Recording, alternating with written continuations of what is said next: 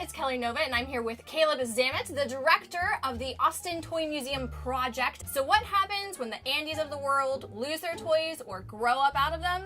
Caleb here collects them, and he's making a museum here in Austin. To help get the museum on its feet, Caleb has put together a Kickstarter. So what are some of the incentives people can get when supporting your Kickstarter? Well, they can get their name on a display. Like it could say Kelly Nova supports this Sega Genesis display. Then they can get vintage toy grab bags, which have a couple random vintage toys thrown in. And then they can get advanced tickets and memberships, and they can even get like cases built for their own collectibles. You have a lot of old things that you've gathered together, and I'm sure some of them need to be restored or just given a little bit of love. Yeah. What is the most common technique you use to help get these back to presentable conditions?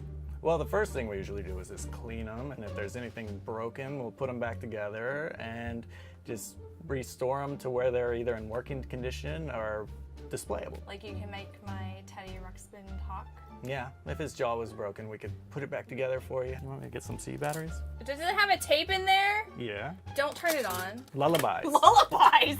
Because when I went to go to sleep, Teddy Ruxpin is the perfect thing for me. Okay, that can go back and live with Lucifer. Can you use just any old regular cleaning products to clean the toys? Well, you can always just use regular old soap and water, but there's always better stuff for cleaning. Can you share some of your techniques? Why, certainly. What's that? This is a dirty old G.I. Joe Snow Wolf. Just got it, so we need to clean it up. And we got some nice goo-off wipes. What you want to do, you want to take the wipe and find the gooey part. It's like and it's coming magic. off like magic. On some of the goo-off wipes, if you rub them too hard, the paint will go away. So what if there's a toy that has lots of paint that you need to clean, but you don't want to take the paint off with it? Well, then the goo-off wipes might not be the best option. You might just want to try soap and water. So I see you're armed with a heat gun and an NS. And it's got a nasty 90s sticker on it, so we can take it off with a nice heat gun. And you can also do this with a hair dryer, and then you just kind of peel it back with your fingernails, because anything else might scratch it. Are you concerned that the heat is going to fry the stuff inside of it? Well, that's why you gotta be careful with it. Why are you using a heat gun rather than the goo gun on this guy? Well, to get the basic sticker off, it works really well to use the heat gun. And then there might be some residue still left over, and you can use the goo gun or the goo off. Are you concerned about this discoloration here? Well, there is a way to take out discoloration, and what you do, you gotta take. And it's kind of dangerous, so you might want to wear some glasses and read more about that online. Gee, Caleb, those battery terminals seem super corroded. Why, yes, Kelly, they're nasty. We need to clean them up with some sandpaper. Sandpaper? Sandpaper! But how? We take the sandpaper and we rub it on the nasty corroded terminals. Sounds like a bad idea. Yeah, it's okay. And you got nice terminals after that. And then you put the batteries in, like we did with the Little Mermaid for Kelly, and you turn it on. Best game in the whole world. You say so. I'm not a scientist or anything, but I would think you would have to worry about battery acid on your battery terminals. Well, the acid's so old it's gone inert, but I would still wash my hands after cleaning everything. Why are you holding a Kroll box? Because I love Claves, and because his label, unfortunately, is falling off. What we need to do is pull that off for me. And then we got some nice stick glue. Rub it on there. Your Kroll label back on. That's like stupid easy. Stupid easy. And it stays? It's not gonna fall off again? Well, it's got to dry for a little bit, but then it will be nice and stuck on there. Caleb, now is not the time to clean your teeth. Well, actually, Kelly, I wanted to clean Castlevania's teeth. That's really good. I'm really impressed. Yes, I'm going to take my Colgate with whitening power. Does it have to be whitening toothpaste? No, it's gonna just be a toothpaste. And you rub it on the terminals, you get some nice dirt off. Do you have to rinse it off? Yes, you do. So the other side, you're gonna wanna put in water and do the same thing.